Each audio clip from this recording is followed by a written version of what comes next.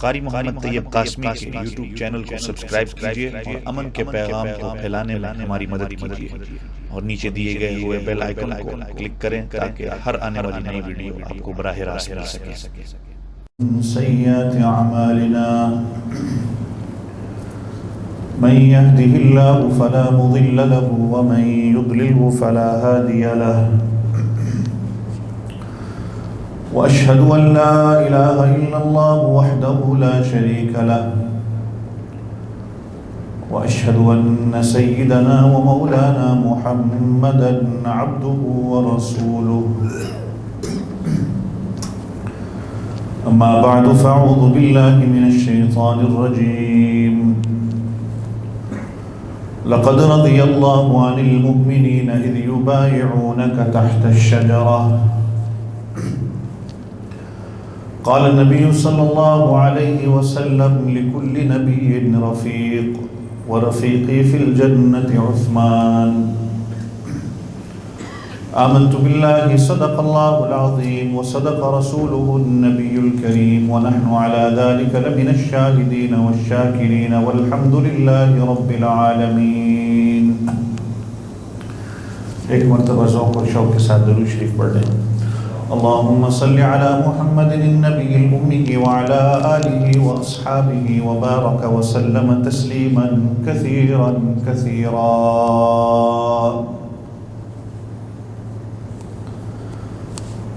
تمام تعریفیں اللہ رب العزت کے لیے جو میرا آپ سب کا کل جہاں کا پروردگار ہے۔ بے شمار بے حساب لا تعداد درود و سلام امام الانبیاء فخر دو عالم سید کائنات حضرت محمد الرسول اللہ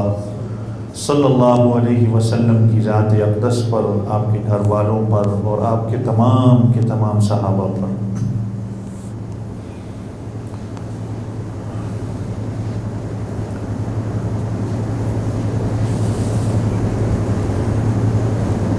قربانی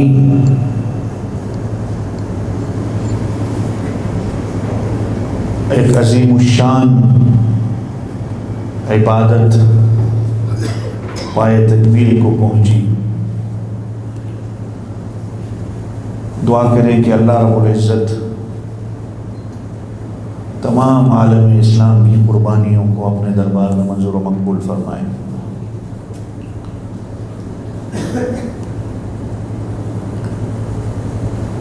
اور اسی طرح اللہ ہم سب کو بھی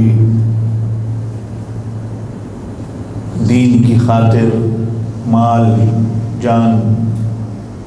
قربان کرنے کی توفیق عطا فرمائے۔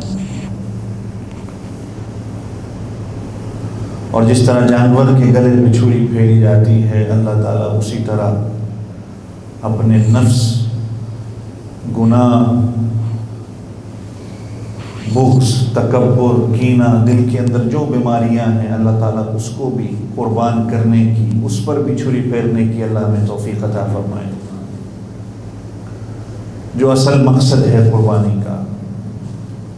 کہ میرا جینا مرنا سب کچھ اللہ کے لیے ہو جائے اور میری بقیہ زندگی اللہ کے حکموں کے مطابق ہو۔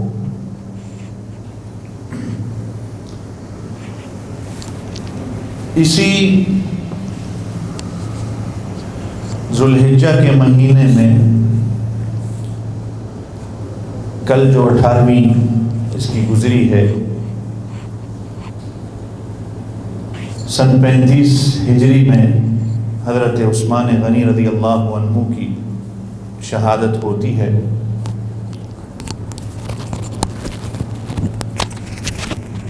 میں کیا حضرت عثمان غنی رضی اللہ عنہ کی فضیلت و مناقب بیان کروں۔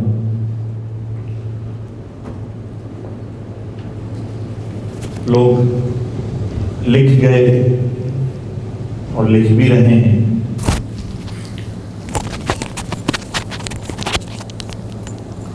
قرآن پاک میں اللہ تعالیٰ نے حضور پاک صلی اللہ علیہ وسلم کی دل کی مضبوطی کے لیے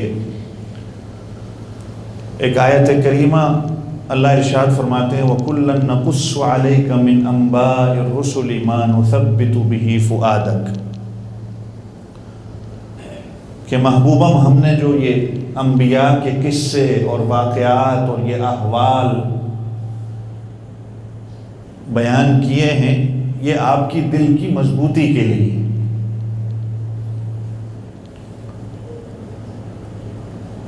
تو جس سے پتہ یہ چلتا ہے کہ قرآن پاک میں انبیاء کے قصے ہوں، کوئی تاریخی واقعات ہوں، یہ دل کی مضبوطی کے لیے ہوتے ہیں، ایمان کو مضبوط کرنے کے لیے ہوتے ہیں۔ اور اسی طرح حضور پاک صلی اللہ علیہ وسلم کا ارشاد کہ البرکۃ مع اکابرکم، کہ برکت تمہارے بڑوں کی معیت کے اندر ہے، کہ انسان اگر برکت ڈھونڈتا ہے تو اس کو اپنے بڑوں کے درمیان بیٹھنا پڑتا ہے۔ اور اسی طرح حضرت عبداللہ بن مسعود رضی اللہ عنہ، مشکات شریف میں ان کا قول ہے کہ اگر کسی کے پیچھے چلنا ہے تو وہ صرف اور صرف صحابہ کرام رضوان اللہ تعالی علیہ مجمعین کی جماعت ہے، کہ اس لیے کہ یہ وہ جماعت ہے کہ جن کو اللہ نے نفاق سے بری کیا، اور اللہ نے ان کو میرے اور آپ کے لیے معیار حق بنا دیا۔ فَإِنْ آمَنُوا بِمِثْلِ مَا آمَنْتُمْ بِهِ فَقَدْ اهْتَدَوْا، ایمان لانا ہے تو یہ صحابہ تمہارا ایمان کا معیار ہے۔ تو گویا قرآن پاک بھی یہی گواہی دے رہا ہے کہ وَكُلًّا نَقُصُّ عَلَيْكَ مِنْ أَنْبَاءِ الرُّسُلِ مَا نُثَبِّتُ بِهِ فُؤَادَكَ،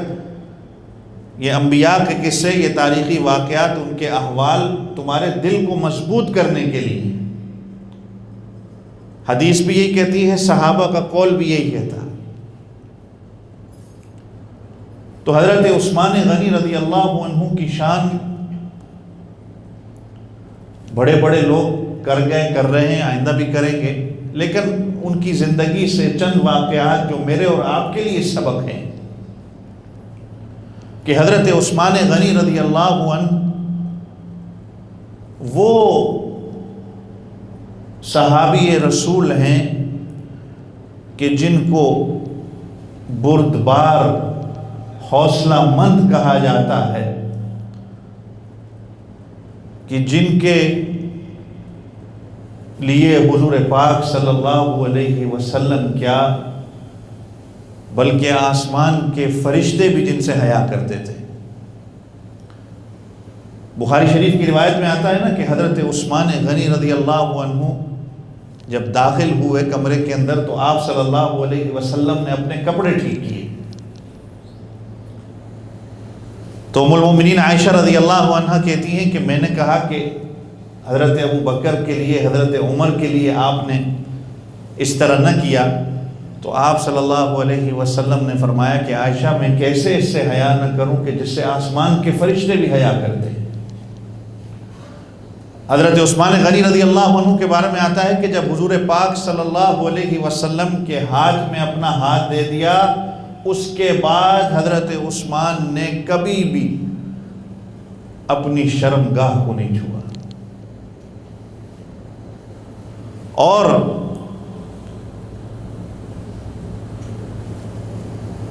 حیا ان کی کہ پیکر حیا جن کو کہا جاتا ہے، کہ صرف دنیا کے، جیسے میں نے کہا کہ آسمان کے فرشتے نام سے نہیں اور کام سے بھی جانتے ہیں حضرت عثمان غنی رضی اللہ عنہ کو،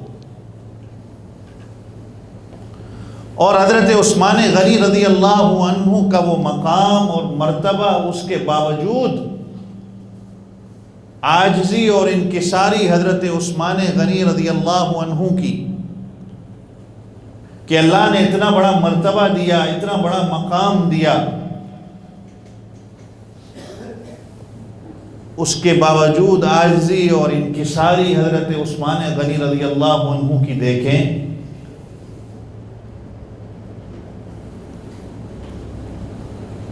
کہ جب آپ نے بھی اکثر و بیشتر سنا ہوگا کہ حضرت عثمان غنی رضی اللہ عنہ کے بارے میں کہ جب قبر کا ذکر ہوتا تو حضرت عثمان غنی رضی اللہ عنہ اتنا روتے کہ داڑھی مبارک تر بتر ہو جاتی، تو کسی نے کہا کہ جب آخرت کا ذکر آتا ہے، جب دوزخ کا ذکر آتا ہے، تو ہم نے آپ کو اس طرح کبھی نہیں دیکھا، لیکن جب قبر کا ذکر آتا ہے تو آپ اتنا زیادہ روتے ہیں، آہو بکا ہوتی ہے۔ تو حضرت عثمان غنی رضی اللہ عنہ فرمایا کرتے تھے کہ ھذا اول منزلۃ من منازل الآخرہ، یہ آخرت کی منزلوں میں سے سب سے پہلی منزل ہے، جو اس کو پار کر گیا وہ آگے نجات پا جائے گا، اور جس کی یہاں پکڑ ہو گئی وہ آگے بھی نہیں بچ پائے گا۔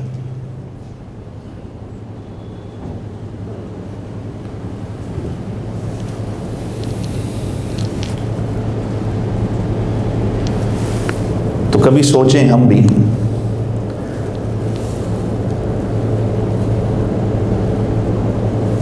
ہم تو روز یا اکثر و بیشتر جنازگاہوں کی طرف جاتے ہیں، بلکہ میت کو اتارنے بھی جاتے ہیں، لیکن کبھی سوچا ہے کہ ایک وقت آنا ہے کہ میں اس کی جگہ پہ ہوں گا جس کو قبر میں ڈالا جا رہا ہے، میرے اوپر بھی ایسے ہی مٹی پھینکی جائے گی، اور اسی طرح میرے اوپر جو ہے دعا کو پڑھا جائے گا،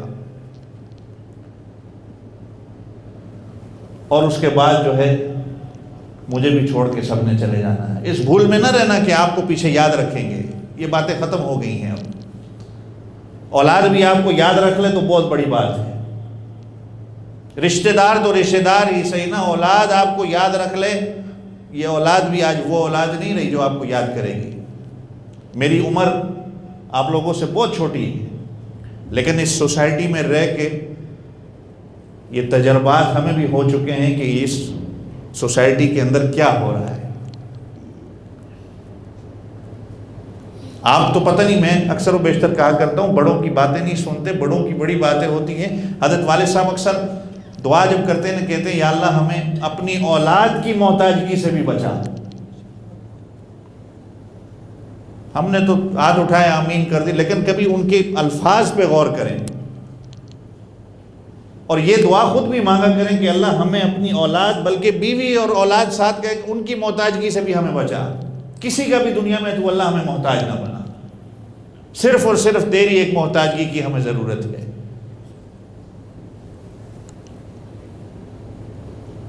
باقی سب کو، سب نے چلے جانا ہے، چھوڑ کے جانا ہے، آپ کے اپنے اعمال نے آپ کے کام آنا ہے، کسی نے کام نہیں آنا۔ ایک دن، 2 دن، 3 دن بیٹھ جائیں گے، دعا کر لیں گے، قرآن پڑھ لیں گے، اس کے بعد سالہ سال کوئی بھی آپ کو پوچھنے نہیں آئے گا۔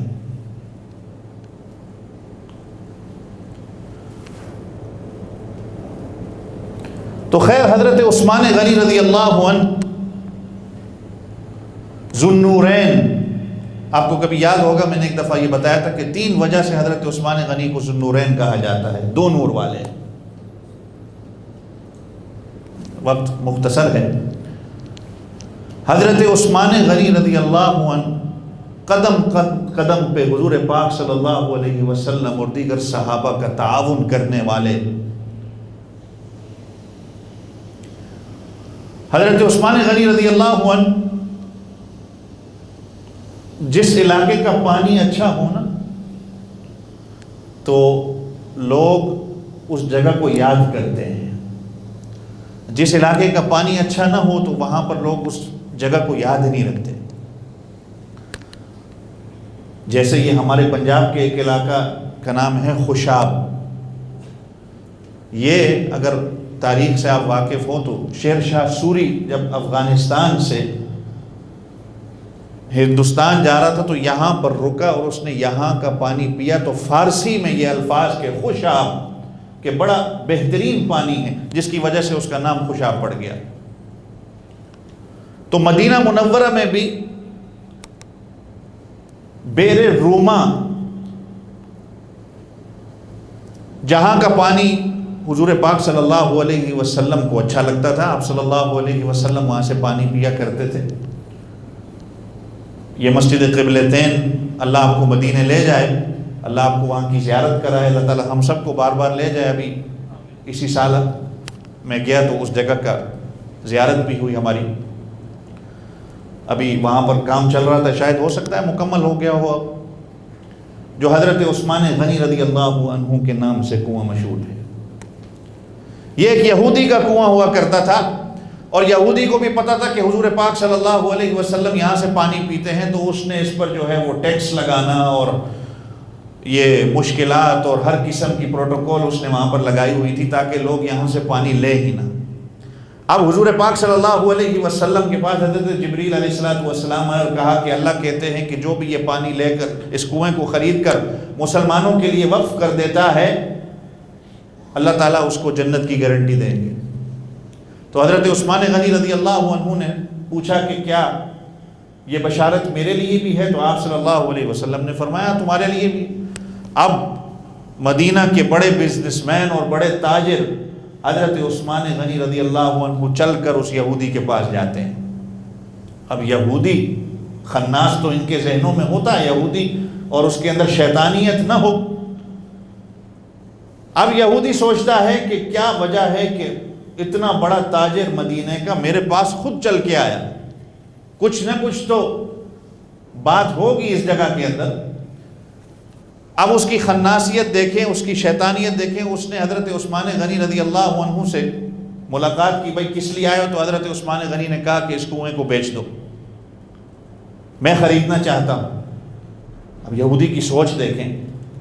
اب اس کو سمجھ آئی کہ واقعی کوئی بات تو ہے. اس نے حضرت عثمان سے کہا کہ میں بیچتا تو ہوں مگر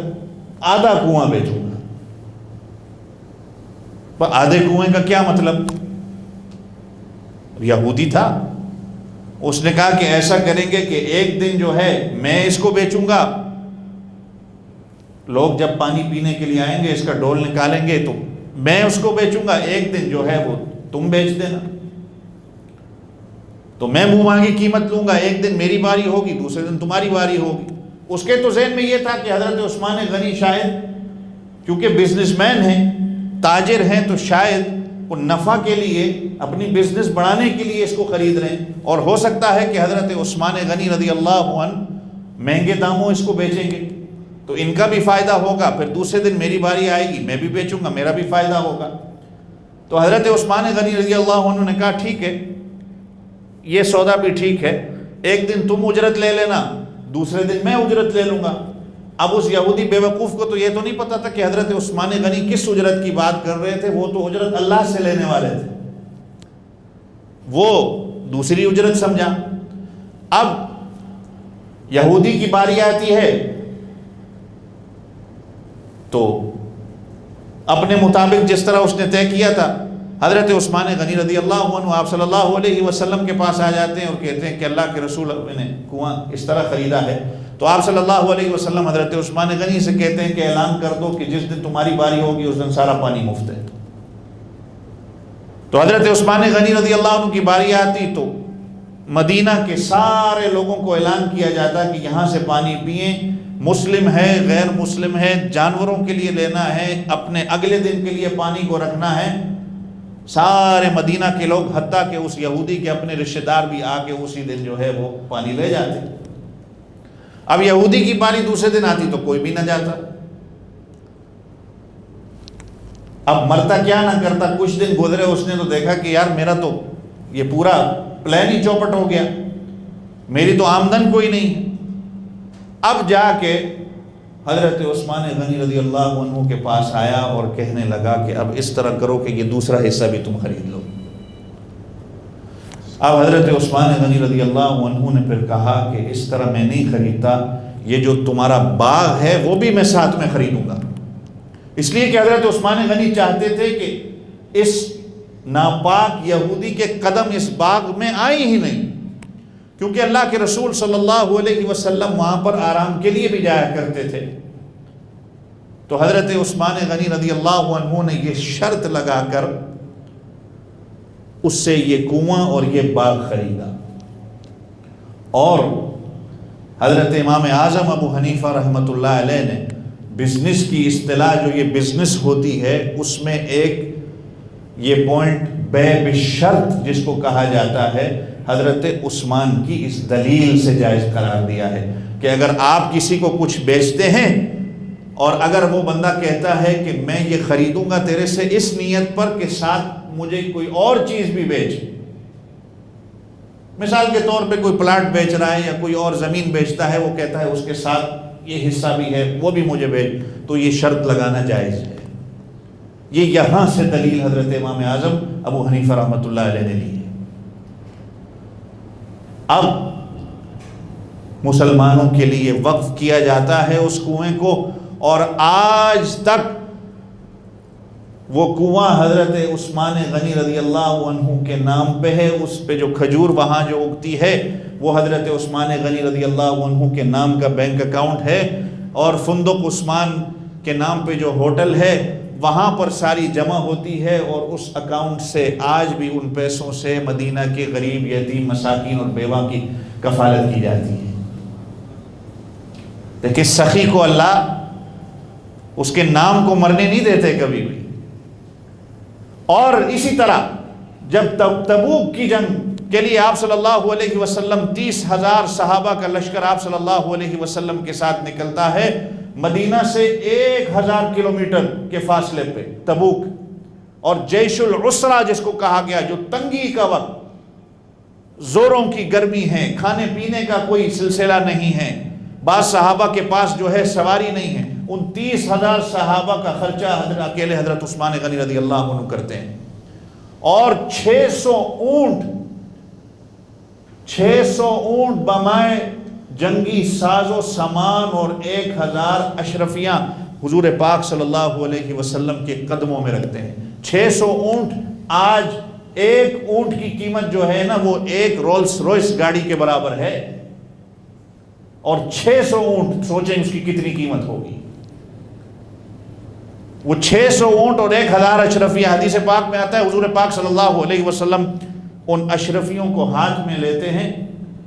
کبھی ایک ہاتھ پہ رکھتے ہیں، کبھی دوسرے ہاتھ پہ رکھتے ہیں، کبھی پھر، اور کہتے ہیں کہ عثمان آج کے بعد اگر تیرے سے کوئی گناہ بھی ہو جاتا ہے تو اللہ تیرے سے نہیں پوچھے گا۔ اور سبحان اللہ تو کہتے ہیں۔ یہ دو واقعات کی وجہ سے بھی حضرت عثمان غنی کو ذو النورین کہا جاتا ہے، اور جو مین وجہ ہے کہ ہم کبھی صحابہ کرام کی زندگی سے واقف ہو جائیں کہ یکے بعد دیگرے آدم علیہ السلام سے لے کر قیامت تک کوئی فرد ایسا نہیں ہے سوائے حضرت عثمان کے کہ جس کے گھر میں نبی کی 2 بیٹیاں ہوں۔ یکے بعد دیگرے، ایک فوت ہوئی تو اب اللہ کے رسول صلی اللہ علیہ وسلم نے دوسری بیٹی کا نکاح حضرت عثمان غنی سے کر دیا۔ آج اگر ایک جگہ پہ شادی کہیں ہو جائے نا کسی بچی کی، تو کبھی سسر سے جا کے پوچھو تو وہ کہے گا اب اس اپنے داماد کے کسی خاندان کے اندر بیٹی نہیں دینی، اتنا تنگ ہو گئے ہیں ہم۔ اور اللہ کے رسول صلی اللہ علیہ وسلم حضرت عثمان غنی کو کیا کہتے ہیں کہ عثمان اگر اللہ مجھے 40 بیٹیاں بھی دیتا تو ایک کے بعد ایک اللہ لیتا جاتا، میں تیرے نکاح میں دیتا۔ یہ حضرت عثمان غنی کا مرتبہ اور مقام ہے۔ اور ایک وجہ ہے کہ ذو النورین کہا جاتا ہے کہ چونکہ ان کی 2 ہجرتیں ہوئیں، ایک حبشہ کی اور ایک مدینہ کی، کہ 2 نور والے، یہ سبق یاد ہوگا نا۔ تو خیر، پھر اسی طرح حضرت عثمان غنی کا مرتبہ اور مقام، اللہ کے رسول صلی اللہ علیہ وسلم، آپ کئی جمعہ پہلے یہ صلح حدیبیہ کا واقعہ حضرت والد صاحب سے سن رہے تھے کہ آپ صلی اللہ علیہ وسلم کو خواب آتا ہے کہ صحابہ کرام، قرآن میں بھی 26ویں سپارے میں آتا ہے، لَتَدْخُلُنَّ الْمَسْجِدَ الْحَرَامَ إِنْ شَاءَ اللَّهُ آمِنِينَ مُحَلِّقِينَ رُؤُوسَكُمْ وَمُقَصِّرِينَ لَا تَخَافُونَ۔ آپ صلی اللہ علیہ وسلم خواب میں دیکھتے ہیں کہ صحابہ، اور ہم جو ہے وہ مسجد نبوی میں داخل ہو گئے، کچھ صحابہ نے جو ہے وہ قصر کیا، جو بالوں کا کٹوانا ہوتا ہے، اور کچھ نے جو ہے وہ بالکل ٹنڈ کروا دی۔ عمرہ کے بعد جو جائز ہوتا ہے بندہ احرام سے نکلنے کے لیے، تو خیر جی بھائی راجہ الطاف کر کے کوئی ہانگ کانگ میں آج فوت ہو گئے ہیں، دعا کریں اللہ تعالیٰ ان کو جنت الفردوس میں اعلیٰ مقام عطا فرمائے۔ اللہ پسماندگان کو صبر جمیل دے۔ تو خیر حضرت عثمان غنی رضی اللہ عنہ، صلح حدیبیہ کی بات چل رہی تھی، آپ نے سنا تھا، تو آپ صلی اللہ علیہ وسلم نے خواب دیکھا، تو آپ صلی اللہ علیہ وسلم نے صحابہ سے اپنا خواب کا ذکر کیا کہ میں نے خواب میں یہ دیکھا، اب 6 سال سے مکہ کی دوری ہو، جو دن میں 10 مرتبہ خانہ کعبہ کو دیکھنے والے تھے، 6 سال ہو گئے خانہ کعبہ نہیں دیکھا۔ آپ صلی اللہ علیہ وسلم سے کہا کہ خواب آیا ہے، نبی کا خواب تو وہی ہوتا ہے کہ اللہ کے رسول چلتے ہیں، حالانکہ اللہ نے تقدیر کا فیصلہ یہ نہیں کیا تھا کہ اس کے اگلے سال اللہ نے تقدیر میں یہ لکھا تھا کہ صحابہ اور حضور پاک صلی اللہ علیہ وسلم کا عمرہ ہوگا۔ تو خیر آپ صلی اللہ علیہ وسلم صحابہ کے ساتھ چل پڑتے ہیں، تو پھر صلح حدیبیہ مکہ سے تقریباً یہ 16 میل کے فاصلے پہ یہ حدیبیہ، آج کل اس کو شمیسیہ کہا جاتا ہے اس علاقے کو۔ تو خیر آپ صلی اللہ علیہ وسلم اور صحابہ جب وہاں پہنچے، 1400 صحابہ آپ صلی اللہ علیہ وسلم کے ساتھ تھے، تو کفار نے روک لیا کہ ہم آپ کو نہیں جانے دیں گے۔ تو آپ صلی اللہ علیہ وسلم نے کہا کہ ہم کوئی جنگ کے لیے نہیں آئے، امن ہے، ہم صرف عمرہ کرنے کے لیے آئے، بہرحال اجازت نہیں دی گئی۔ تو خیر انہوں نے کہا کہ آپ اپنا کوئی سفیر اور ایمبیسڈر بنا کے ہمارے پاس بھیجو، مذاکرات کرتے ہیں۔ پہلے حضرت عمر رضی اللہ عنہ کی بات بن رہی تھی، لیکن حضرت عمر رضی اللہ عنہ سے چلتے چلتے حضرت عثمان پہ بات آئی، چونکہ حضرت عثمان غنی رضی اللہ عنہ نرم دل بھی تھے اور ان کے کچھ رشتہ دار مکہ میں بھی تھے۔ تو حضرت عثمان غنی رضی اللہ عنہ کو چنانچہ چونکہ کوالٹیز ایسی تھی ان کے اندر، مذاکرات کے لیے بھیجا۔ اب آپ سوچیں کہ حضرت عثمان غنی رضی اللہ عنہ احرام کی حالت میں ہو، جب بندہ احرام کی حالت میں ہو تو پابندیاں ہوتی ہیں اس کے اوپر، وہ کتنا بے چین ایک بندہ ہوتا ہے کہ کسی طرح میں طواف کر لوں، عمرہ کر لوں جلدی سے تاکہ میں ان پابندیوں سے ختم ہو جاؤں۔ اب حضرت عثمان غنی رضی اللہ عنہ وہاں پہنچتے ہیں، مذاکرات ہوتے ہیں، تو کفار یہ کہتے ہیں کہ مذاکرات ٹھیک ہے ہوتے رہیں گے اور کچھ ہو بھی جاتے ہیں کہ آپ اگلے سال آئیں گے، اگلے سال آپ لوگ عمرہ کر لیں گے، ہمارے مذاکرات ہوتے رہیں گے، آپ جو ہے نا اپنا عمرہ ادا کر لو۔ کفار حضرت عثمان غنی رضی اللہ عنہ سے کہتے ہیں، اور ادھر صحابہ جو ہے وہ حدیبیہ میں موجود ہیں، ان کو جانے نہیں دیا جا رہا۔ تو صحابہ حضور پاک صلی اللہ علیہ وسلم سے کہتے ہیں کہ اللہ کے رسول، عثمان وہاں طواف کر رہا ہوگا، اب صحیح کر رہا ہوگا، صفا مروہ پہ جا رہا ہوگا۔ تو آپ صلی اللہ علیہ وسلم فرمانے لگے کہ میرا دل کہتا ہے کہ عثمان میرے بغیر طواف نہیں کرے گا۔ اور ادھر حضرت عثمان غنی رضی اللہ عنہ کو وہ کہہ رہے ہیں کہ طواف کر لو، عمرہ کر لو۔ اب احرام کی حالت میں ہیں، تو عشق پھر ایسا ہی ہوتا ہے نا کہ جب تک محبوب نے نہ کیا ہو تو جو ہے میں کیسے کر لوں۔ تو حضرت عثمان غنی رضی اللہ عنہ کعبے کی طرف دیکھ رہے ہیں لیکن طواف نہیں کرتے، نظر کعبے کی طرف ہے، اور یہ کہتے ہیں کہ تیرا تعارف جو ہے مجھے اللہ کے رسول نے کرایا ہے، تیری حرمت مجھے اللہ کے رسول صلی اللہ علیہ وسلم کی وجہ سے پتہ چلی ہے، تیرا تقدس مجھے حضور پاک صلی اللہ علیہ وسلم کی وجہ سے پتہ چلا، اللہ کے نبی طواف نہ کر سکتے ہو تو میں کیسے کروں۔ یہ جو گزشتہ کئی جمعوں سے حضرت والد صاحب عشق کی بات کر رہے تھے کہ پتہ نہیں آپ لوگ سنتے ہیں یا سوتے ہیں، مجھے سمجھ نہیں آتی شاید، کہ عشق یہ نام ہی، حج اور عمرہ یہ نام ہی عشق کا ہے۔ اللہ نے کہا یہ کرنا ہے تو کرنا ہے، جس طرح حضرت ابراہیم علیہ السلام کو خواب میں آیا تو اللہ کا حکم آیا تو چل پڑے۔ عقل میں اور آپ استعمال کرنا شروع کر دیتے ہیں کہ بھائی یہ کام ہم نے کیوں کرنا ہے، لیکن جو محبوب ہوتا ہے کہ جو عاشق ہوتا ہے، جب محبوب اس کو کہہ دے یہ کرنا ہے وہ کرنا ہے۔ اب یہاں پر حدیبیہ میں آپ صلی اللہ علیہ وسلم اور صحابہ کے درمیان یہ بات مشہور ہو جاتی ہے کہ حضرت عثمان غنی رضی اللہ عنہ کو قتل کر دیا گیا ہے، شہید ہو گئے۔ یہ وہ حدیبیہ کی بیعت رضوان جس کو کہا جاتا ہے کہ 1400 صحابہ کو آپ صلی اللہ علیہ وسلم درخت کے نیچے بٹھا کے کہتے ہیں آؤ میرے ہاتھ پہ بیعت کرو۔ آپ صلی اللہ علیہ وسلم اپنا ہاتھ رکھتے ہیں، وہ 1400 صحابہ کا ہاتھ ہوتا ہے، اور آپ صلی اللہ علیہ وسلم اپنا ہاتھ پھر اوپر رکھ کر کہتے ہیں کہ یہ عثمان کا ہاتھ ہے۔ یہ مقام و مرتبہ ہے حضرت عثمان غنی رضی اللہ عنہ کا، کہ آپ صلی اللہ علیہ وسلم کہتے ہیں کہ یہ عثمان کا ہاتھ ہے۔ گویا اس ایک عثمان کی وجہ سے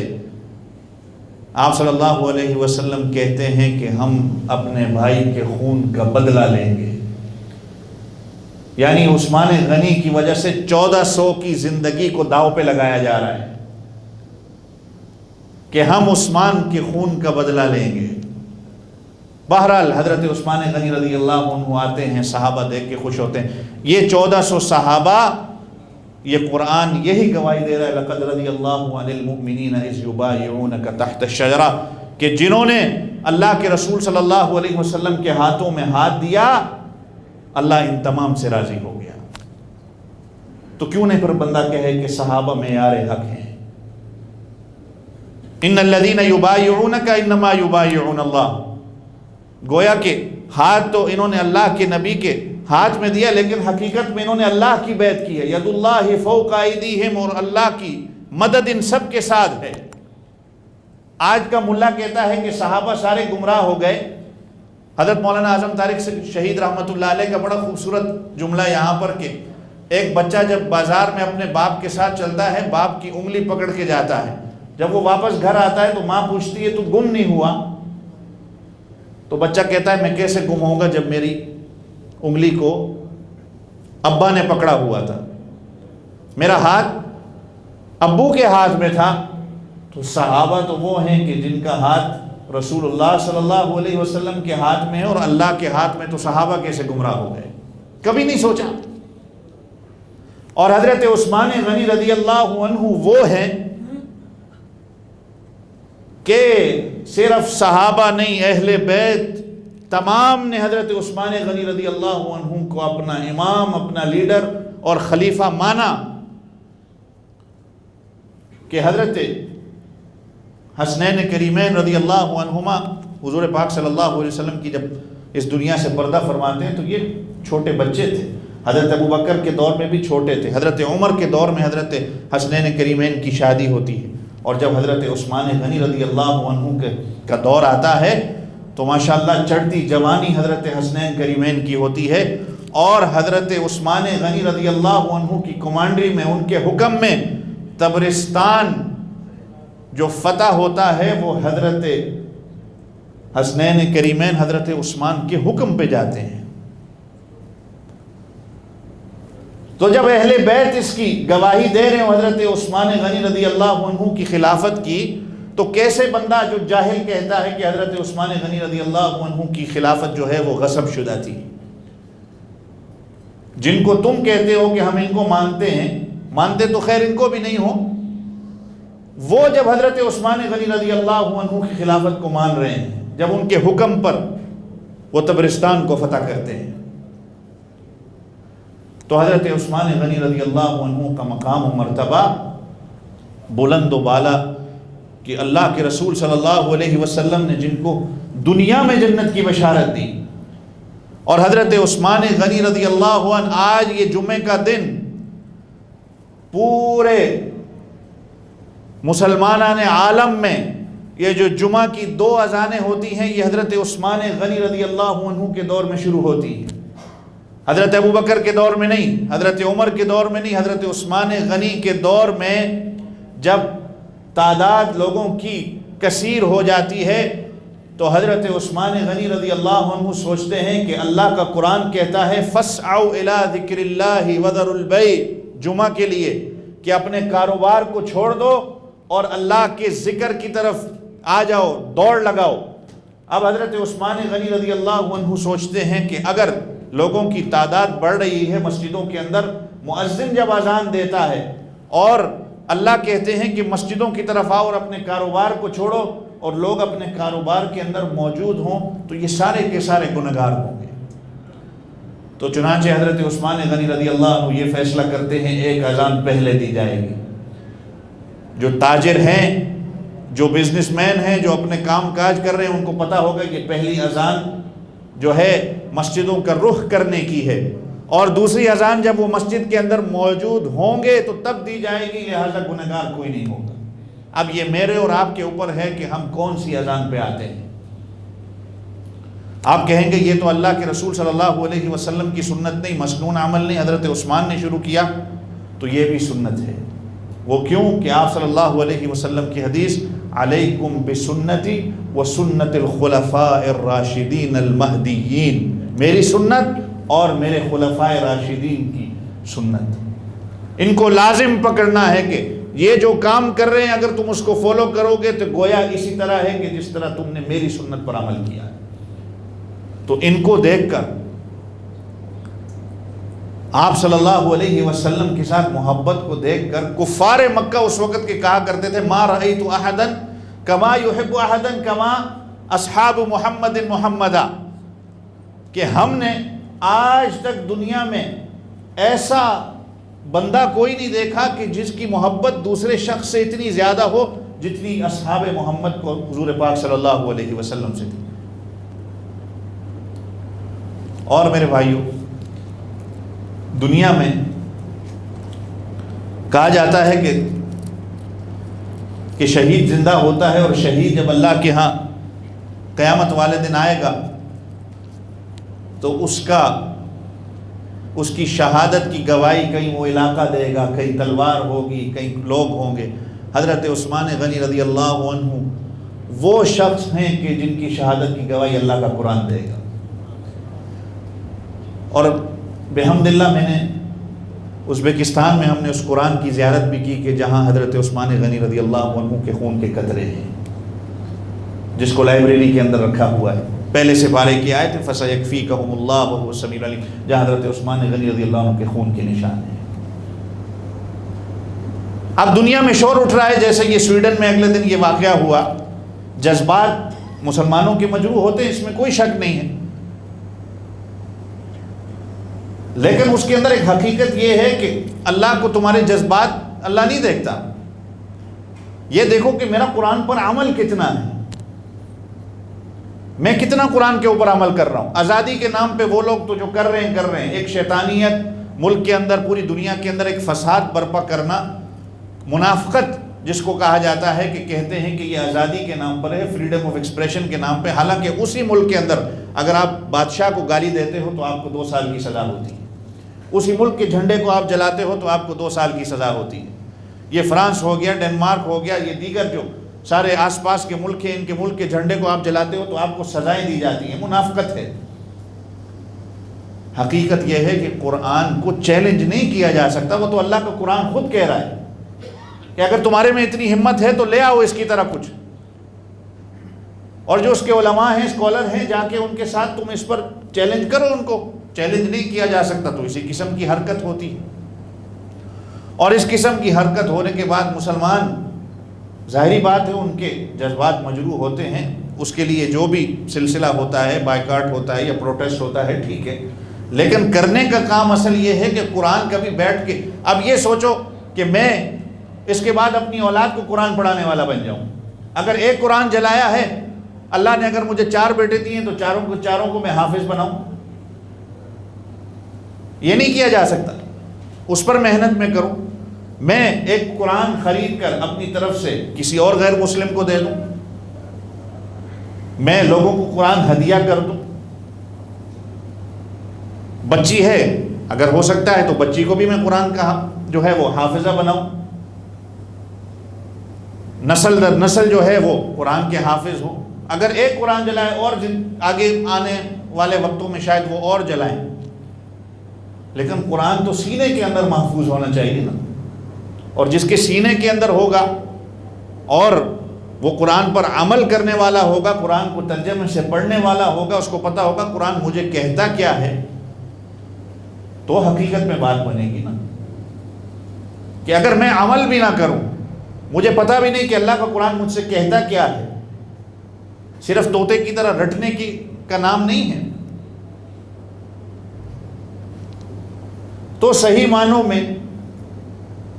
حضرت عثمان غنی رضی اللہ عنہ، جن کو ناشر القرآن بھی کہا جاتا ہے، کہ یہ حضرت عثمان غنی رضی اللہ عنہ کی وجہ سے آج دنیا میں مصحف عثمانی جو مشہور ہے، کہ حضرت عثمان غنی رضی اللہ عنہ کی محنت اور مشقت سے آج جو ہم بیٹھ کے قرآن پڑھ رہے ہیں جگہ جگہ، اور قرآن کے مدرسے، جتنا ہم اس کے اندر تعاون اپنا کر سکتے ہیں ہم کریں، کہ قرآن کے ساتھ صرف جو ہے وہ نعرے لگانے سے یا شور کرنے سے بات نہیں بنتی. اگر وہ ایک کرتے ہیں تو ہم اس کے بعد اور قرآن پر عمل کرنا شروع کر دیں. رسول اللہ صلی اللہ علیہ وسلم کی بے حرمتی ہوتی ہے تو میں خود حضور پاک صلی اللہ علیہ وسلم کی ایک ایک سنت کو زندہ کرنے والا بن جاؤں، کہ صحابہ نے جس طرح حضور پاک صلی اللہ علیہ وسلم سے محبت کی، کہ جس طرح کفار پھر کہتے تھے کہ ہم نے اس طرح کی محبت کہیں نہیں دیکھی، جس طرح صحابہ محمد حضور پاک صلی اللہ علیہ وسلم سے محبت کر رہے ہیں. اور یہ ایمان کی معیار ان کو ہمارے لیے بنایا. تو خیر، اللہ تعالیٰ مجھے آپ سب کو عمل کرنے کی توفیق عطا فرمائے. اللہ تعالیٰ صحابہ کرام کی زندگی پر پڑھنے، سمجھنے اور اس پر عمل کرنے کی ہم سب کو توفیق عطا فرمائے. وآخر دعوانا ان الحمد للہ رب العالمین.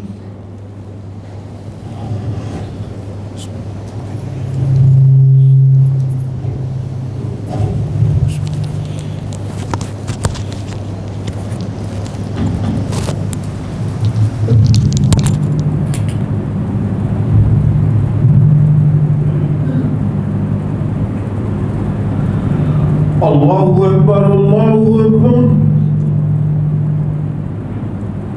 اللہ